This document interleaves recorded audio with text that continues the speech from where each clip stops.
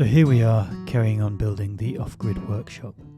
By this point I'd done a bit of framing and had framed out the building in various ways, adding windows. I'd got a bunch of 2x4s from a building that I'd taken down from a neighbour and had put it all together. I added a bunch of windows that I'd reclaimed from various skips. And these upright pieces of wood are to weave strands of willow through to make wattle, and then later on I'll daub it with a mixture of mud and sand and clay and straw. As you can see, the roof's still half done. I was just waiting to see what kind of pieces of wood became available and then just was adding them when I found them. So for this video we're going to start by going even further back in time and looking at when we started pollarding the willows in the autumn, which meant that the shoots which are used for weaving the wattle and daub walls came up in the summer.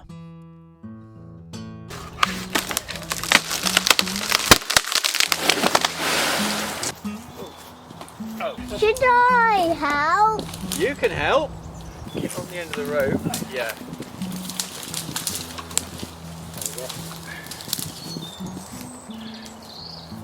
You pull on that one. That's it. Okay. Oh, yeah. We're winning.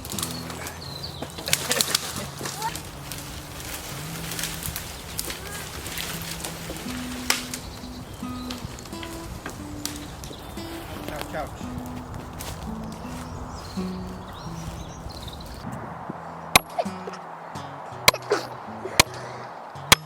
In my view, willow is one of the most underrated woods. It's so fast growing that it's really sustainable, and while it might not last so long in various contexts, you can use it for a variety of different sorts of building purposes. If just a shortish term solution is what you want, and it's really easy to work with and really easy to cleave, which is what I'm doing here. I'm splitting the larger bits down, which we'll then use for fencing, and actually some of it goes into the building as well.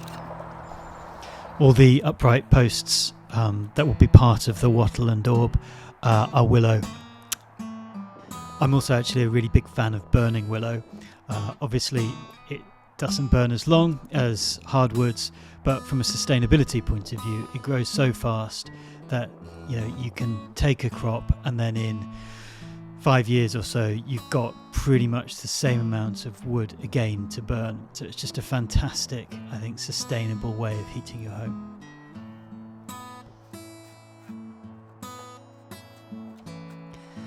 So what happened here is in the autumn we cut down those older large willow stands, and then by the time the summer comes around they've all started shooting, and you've got this really brilliant flexible whippy material that you can use in wattling for the walls of the workshop.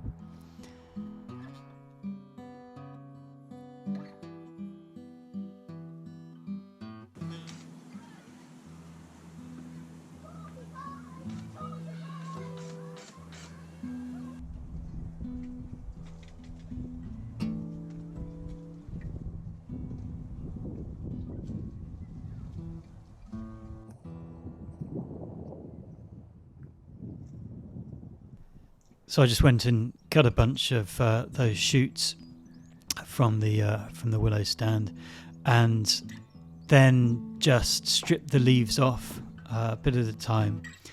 It's a really meditative process, just cutting each little branch off, and I'm putting the leaves here into a wheelbarrow because the cows just absolutely love to eat the willow leaves. They're medicinal for them. I think they contain bits of aspirin in there, so the cows really go wild for it. But you can also dry those willow leaves to make tree hay, which I've done before. It goes really fast though. The cows will just eat it so quickly. But it's great to keep everything and use it on the farm. And I'll just say this little Estwing hatchet that I'm using is just one of the nicest tools to work with. It's just so light and nicely balanced, and if you keep it sharp, it's just a real joy to work with, particularly on a soft wood like green willow. It just whips away those shoots really quickly.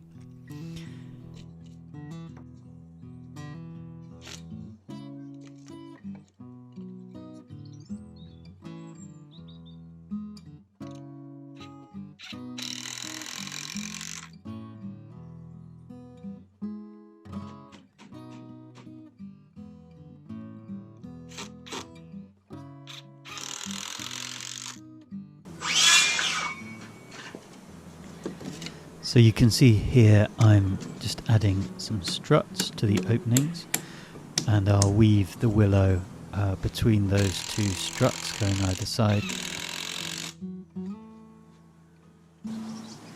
Porcupine!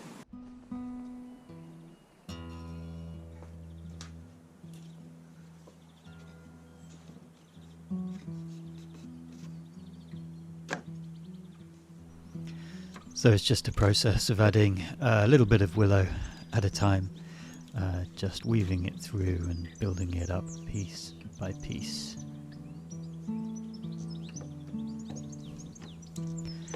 As you can see, I'm leaving the bits just long, overhanging the edges there, but I'll come back with a saw and just cut those so they slot into those pieces of wood that I've added on the sides, and that gives a nice smooth wall to add the daub to.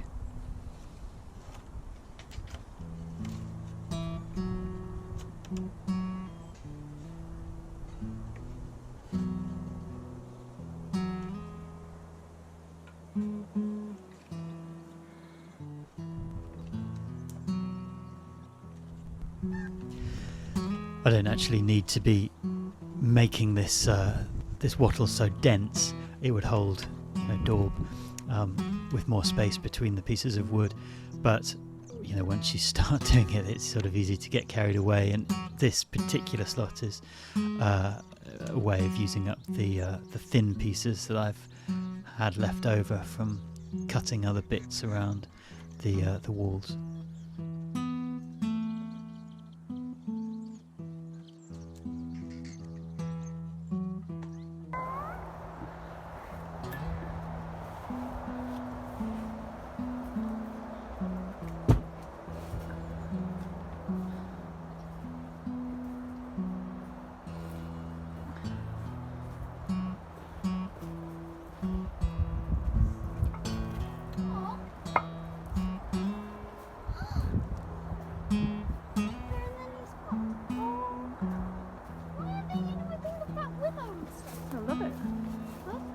Love it.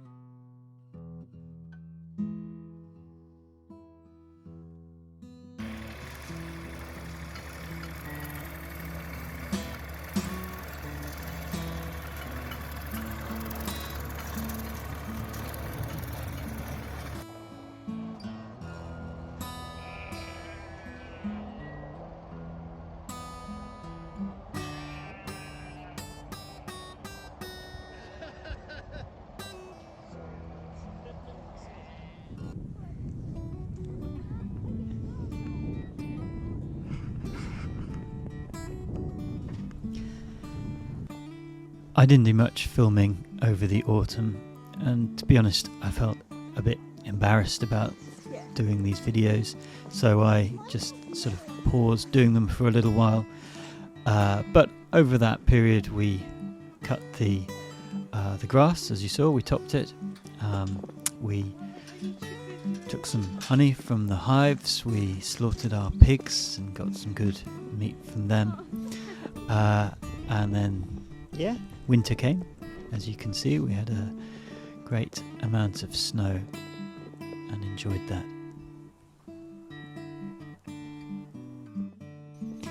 I hadn't done loads of work on the building, but as you can see, things had developed a bit. I'd managed to get hold of some wooden cladding for the sides, so as you can see, the sides are now a mixture of wattle, soon to be daubed, and some cladding, soon to be finished. The roof, I think at this point, had been closed up. Put like a little stove in there for fun. But it was beginning to come together and develop.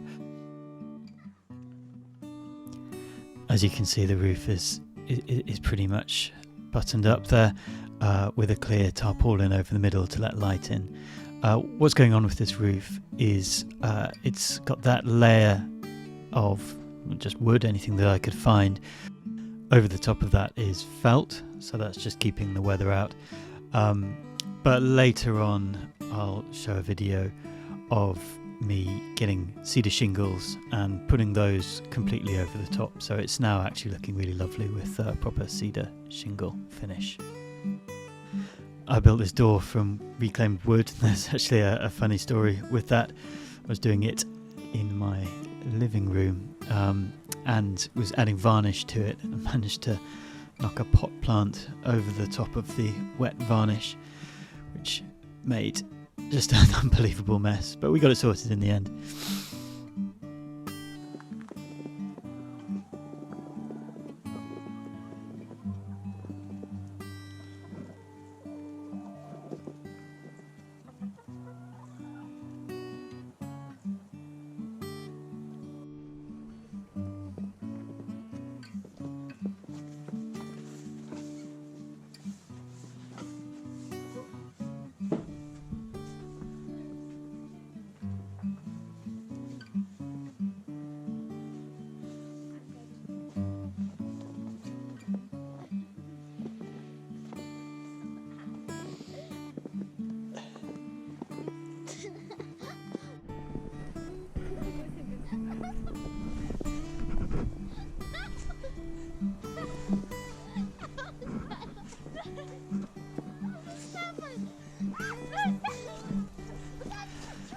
So that's it for now.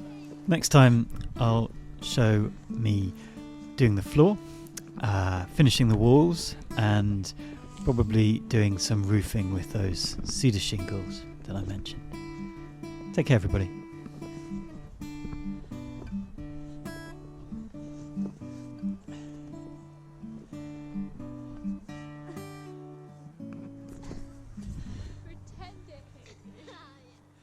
Okay, tschüss.